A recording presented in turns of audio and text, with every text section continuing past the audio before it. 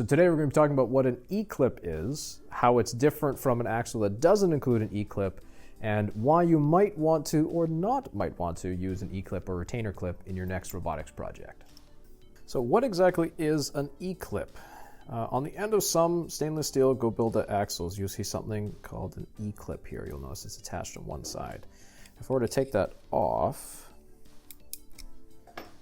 you'll notice you'll have this little retainer clip that kind of looks like the letter E.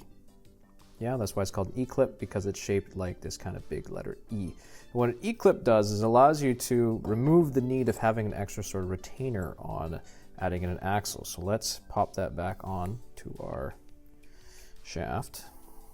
Make sure that it runs inside that racer point. And now what I have is I basically have a little retainer in here.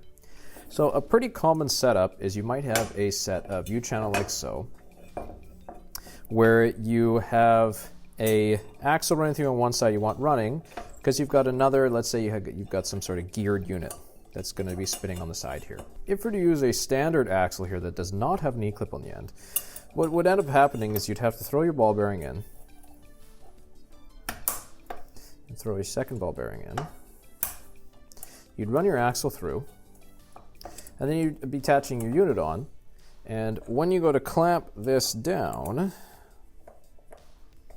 what you're going to find, and I'm sure you can probably notice it already, is that there's nothing holding this axle in place. It's just going to slip right out, which obviously is not going to be very beneficial for us. So what an E-clip lets you do, you can take this point off.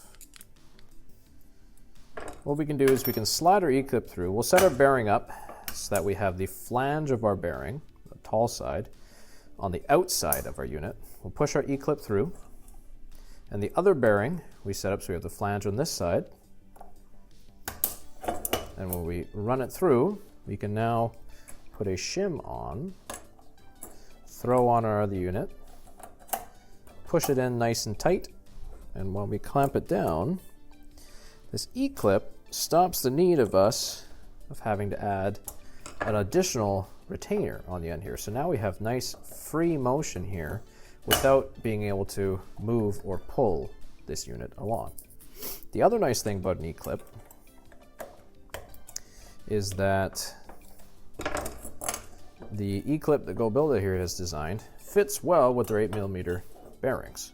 So just like you have on the end of a shim here, this E-clip is at a certain diameter that allows it to run on the inner race and not contact with the outer race of the ball bearing, so that as this thing rotates around, you can actually see my E-clip's a little bit bent. Apparently I need to bend that back. As this spins around, it's not actually providing any contact to the outer race and just spinning on the inner race, so it also reduces friction inside your system. So if you are finding that you're having to add in a second sonic hub or some sort of clamp or some sort of holder on the inside, you may want to consider using a shaft that has an E-clip attached to it. I hope that this helped you out with your project, and best of luck with your next robotics project.